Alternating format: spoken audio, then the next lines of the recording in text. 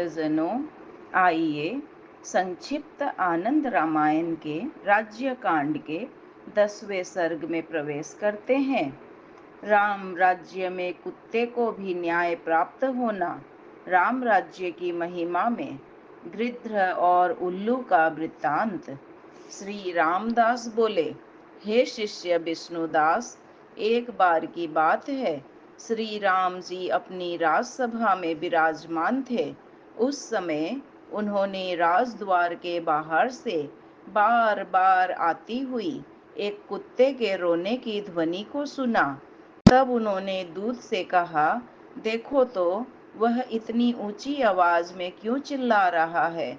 जो आज्ञा कहकर वह दूत राजसभा से बाहर गया और उसने डांट कर उस कुत्ते को राजद्वार से भगा दिया और आकर श्री राम को प्रणाम करके कहा, हे प्रभु, मैंने उसे भगा दिया है, वह दूर चला गया है। दूसरे दिन श्री राम ने कुत्ते के रोने की ध्वनि को फिर सुना। तब पहले दिन की भांति दूत ने उसे भगा दिया। ऐसे ही तीसरे दिन की बात है, प्रभु श्री राम ने उस कुत्ते के रोने की आवाज को पुनः सुना तो वे अत्यंत आश्चर्य में पड़ गए और अपने पास बैठे हुए लक्ष्मण से कहा, हे भाई, 3 दिन से ये कुत्ता निरंतर क्यों यहाँ आकर चिल्ला रहा है। तुम मेरे सामने लाकर उससे पूछो कि उसे किस बात का दुख है। जो आज्ञा कहकर घबरा कर लक्ष्मण ने दूतों से कहा, तुम लोग जाओ और बड़े ही सम्मान के साथ उस कुत्ते को सभा में लेकर आओ। जो आज्ञा कहकर दूत निकल पड़े और जाकर कुत्ते से कहने लगे, तुम्हें श्री राम ने बुलवाया है, अतः तुम हमारे साथ उनके समीप चलो। आज तुम्हारे पूर्व पुण्य के प्रभाव से भाग्योदय हो रहा है, जो तुम श्री राम का दर्शन करोगे। श्री राम के सेवकों का वचन सुनकर प्रसन्न हुआ वह कुत्ता उनसे कहने लगा, देव मंदिर, यज्ञ भूमि, हवनशाला, तुलसी का बगीचा, सभा सभा मठ, राजभवन, गौशाला, पूज्य तीर्थ, देवालय, पाकशाला, दंपति स्थान, स्नान संध्या आदि के स्थानों में जाने के योग्य हम नहीं हैं। प्रभु श्री राम से आप लोग बताएं कि कुत्ते की योनि पाप योनि है। उस कुत्ते की बात को सुनकर आश्चर्यचकित हुए वे दूत श्री राम के पास आए और उसकी बातों को श्री राम से निवेदित कर दिया। श्री राम कुत्ते का संदेश दूतों के मुख से सुनकर हंसने लगे और सहसा दूतों से कहने लगे, शीघ्र ही मेरी खड़ाऊ ले आओ। तदंतर उनके द्वारा लाई गई दिव्य खड़ाऊ को उन्होंने पैरों में पहना, हाथ में रत्न जटित दंड धारण किया और वे सबको लेकर धीरे धीरे कुत्ते के समीप जाने के लिए निकल पड़े। दिव्य वेशभूषा से समन्वित श्री राम राजद्वार से बाहर निकले और उस कुत्ते के समीप में गए। उन्होंने अपने हाथ में लिया दंड कोख में दबा लिया, अपनी बाईं जंघा को झुकाकर उसके ऊपर दाहिनी जंघा को टिकाकर वे कुछ तिरछे से खड़े होकर मुस्कुराते हुए उस कुत्ते से कहने लगे, हे सारमेय, तुम्हें जो कुछ भी दुख है वो सब मुझे बताओ। मैं राज्य में किसी को भी कभी कोई कष्ट हो ऐसा मैं नहीं चाहता। श्री राम की इस प्रकार की वाणी को सुनकर कुत्ते ने उन्हें बार बार प्रणाम किया और एक पैर से पंगु हुए उस कुत्ते ने प्रसन्न होकर कहना प्रारंभ किया, हे दयानिधे, मेरे कारण आपने इतना कष्ट किया, आप सदा चिरंजीवी रहे। हे राजेंद्र, एक सन्यासी ने मुझ निरपराध को पत्थर से मारा है, जिससे मेरा एक पैर टूट गया है। अब मैं आपकी शरण में हूँ। कुत्ते की बात सुनकर श्री राम जी ने उन दंडी सन्यासी को बुलवाया। राम की आज्ञा होने से वे यति भी दुखित मन से श्री राम के समीप आए। उन सन्यासी को देखकर श्री राम उनसे बोले, हे स्वामिन, आपने इस कुत्ते को पैर से पंगु क्यों बनाया।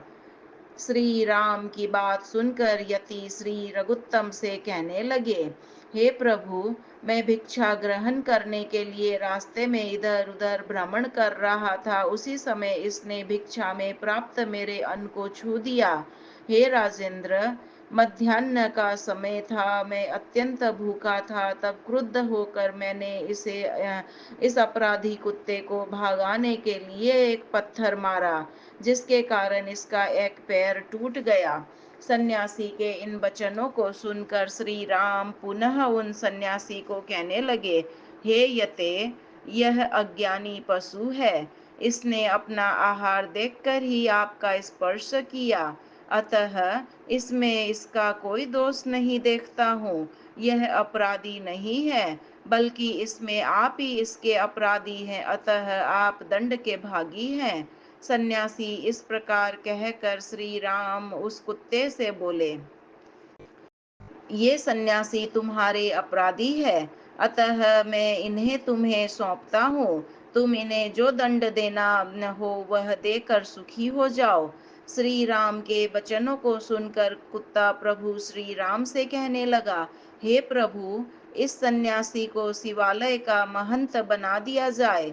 ऐसा ही हो, यह कहकर प्रभु श्री राम ने उन सन्यासी को एक पालकी में बैठाया, माला, वस्त्र, चंदन आदि से प्रसन्नता पूर्वक उनकी पूजा की और विविध वाद्यों की ध्वनि के साथ, नृत्य गीतादि के साथ बड़े ही समारोह पूर्वक उन्हें शिवालय में ले जाकर वहां के अधिपति के पद पर नियुक्त कर दिया।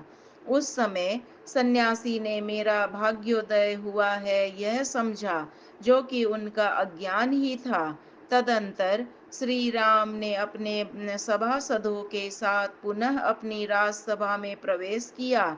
श्री राम के द्वारा किए गए इस कौतुक को देखकर पुरवासियों ने श्री राम से कहा, प्रभु, उस कुत्ते ने सन्यासी को इस प्रकार का दंड क्यों दिया?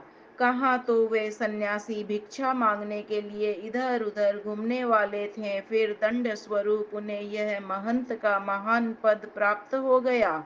इससे तो उनके लिए बहुत प्रसन्नता की बात हुई है। यह तो कोई दंड नहीं हुआ। पूर्ववासी जनों के इस प्रकार के वचनों को सुनकर राघव उनसे कहने लगे, आप लोगों को उस कुत्ते से ही इस विषय में पूछना चाहिए, वही आपके संदेह का निवारण करेगा। ठीक है, ऐसा कहकर उन नगर निवासियों ने कुत्ते से प्रश्न किया। तब वह कुत्ता उनसे कहने लगा, मैं जो कहता हूँ उसे आप लोग ध्यान पूर्वक सुने।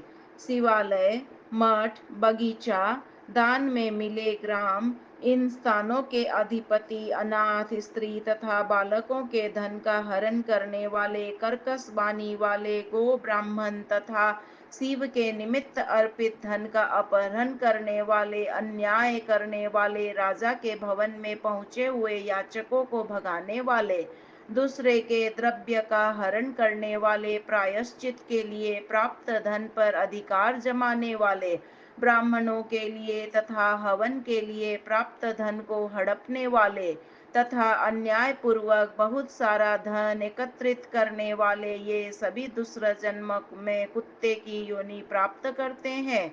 यह मेरा सत्य वचन है। मैं भी पूर्व जन्म में मठ का अधिपति था, उसी कारण मुझे स्वयं कुत्ते की योनि प्राप्त हुई है। इसीलिए मैंने शिक्षा प्रदान करने के लिए इन यति को मिठाधीश का पद दिलवाया है। कुत्ते के इस प्रकार के वचनों को सुनकर नागरिक जनों का संदेह दूर हो गया। तदंतर वे सभी अपने अपने निवास स्थलों को चले गए तथा वह कुत्ता भी वहां से चल पड़ा। मठाधिपति होने पर अपने दुष्कर्मों के प्रभाव से वे यति भी मृत्यु के उपरांत कुत्ते की योनि को प्राप्त हुए। पहले अपने पापों को भोग कर लेने के अनंतर उस कुत्ते को शुभ मुक्ति प्राप्त हुई। किंतु हे शिष्य, वह यति जो कुत्ते की योनि को प्राप्त हुआ, वह अपने कार्य को पूर्ण करने के लिए दूसरे स्थान पर चला गया और उसकी मृत्यु अयोध्या में न होकर दूसरी जगह हुई। अतः उसे मुक्ति प्राप्त नहीं हुई। अयोध्या में जो मृत्यु को प्राप्त होता है उसका पुनर्जन्म नहीं होता। वह कहा वह सन्यासी जो कुत्ते की योनि को प्राप्त हुआ, और कहाँ वह कुत्ता जो उत्तम गति को प्राप्त हुआ। निश्चित ही कर्म की गति बड़ी विचित्र होती है। रमापति श्री राम ही ऐसा न्याय कर सकते हैं। श्री राम के राज्य में सदैव सत्य की, न्याय की विजय होती है। किसी का मुख देखकर न कोई अन्याय होता था और न पक्षपात की बात ही होती थी। एक बार की बात है, एक गिद्ध और एक उल्लूक आपस में कुछ विवाद करते हुए उसके समाधान के लिए श्री रामचंद्र जी के समीप में आए। श्री राम जी ने उनसे पूछा, तुम दोनों यहाँ किस लिए आए हो? मुझे अपनी बात विस्तार से बताओ। तब उल्लूक ने कहा, हे प्रभु, मैंने वन में एक वृक्ष के ऊपर अपने रहने के लिए निवास स्थान, एक घोंसला बनाया था। कुछ कारणवश वशात मैं अपना घोंसला छोड़कर अन्यत्र चला गया। तब यह गिद्ध मेरे घोंसले में रहने लगा। हे रघुत्तम, अब मैं वापस आ गया हूँ तो यह गिद्ध मुझे मेरा घोंसला नहीं दे रहा है। उल्लूक की इस प्रकार की बात को सुनकर रघुश्रेष्ठ श्री राम ने गिद्ध से कहा, हे गिद्ध, बताओ तुम बताओ तो सही, तुम क्यों नहीं इसे रहने के लिए इसका घर प्रदान कर रहे हो? तब दीर्घ श्वास छोड़ता हुआ वह गिद्ध राम जी से बोला, हे राम, उस वन में मैंने ही पहले वृक्ष पर घोंसला बनाया था। तदंतर जब मैं कुछ समय के लिए बाहर चला गया तो यह उल्लूक कुछ दिन मेरे घोंसले पर ठहरा। फिर वह उल्लूक जब कुछ दिन के लिए अन्यत्र चला गया तो मैं पुनः पहले की भांति अपने घोंसले में रहने लगा। हे राम, यह उल्लूक घोंसले के लिए व्यर्थ ही मुझसे लड़ाई कर रहा है। हे राजेंद्र, आप इसकी बात सत्य मानकर अधर्म मत कीजिएगा। आपके वंश रघुवंश में कोई भी अधर्मी नहीं हुआ है। तदंतर श्री राम ने उन दोनों से कहा, जब तुम लोगों ने रहने के लिए घोंसला बनाया था, इसका कोई साक्षी हो तो बताओ। इस पर दोनों बोले, महाराज, साक्षी तो कोई नहीं है। तब श्री राम मुस्कुराते हुए उपस्थित जनों से बोले, यह भी एक विकट समस्या मेरे समक्ष आ गई है। इसका किस प्रकार न्याय किया जाए, किसे घोंसला प्रदान किया जाए? श्री राम जी के इन वचनों को सुनकर सभी आश्चर्य में पड़ गए। तब कुछ विचार कर प्रभु श्री राम उल्लूक से बोले, सत्य सत्य बताओ, तुमने घोंसला कब बनाया था? उल्लूक बोला, जब इस पृथ्वी की रचना हुई थी तभी मैंने अपना घोंसला बनाया था। उल्लूक की यह बात सुनकर गिद्ध श्री राम की ओर देखने लगा और फिर बोला, हे विभो, आप यह जानिए कि जब यह पृथ्वी जल में निमग्न थी, इसका उद्धार नहीं हुआ था, तभी मैंने आम के वृक्ष पर घोंसला बना लिया था। गिद्ध के यह वचन सुनकर उससे श्री राम कहने लगे, उस समय जब पृथ्वी का आविर्भाव ही नहीं हुआ था, उस महासमुद्र में बिना किसी आश्रय के कोई वृक्ष कैसे टिक सकता है? दूसरी बात यह है कि तुमने आम के वृक्ष की बात कही है। अक्षय वट का कहाँ होता है तो कुछ माना ही जा सकता था। अतः हे गिद्ध, तुम्हारी बात सर्वथा असत्य है।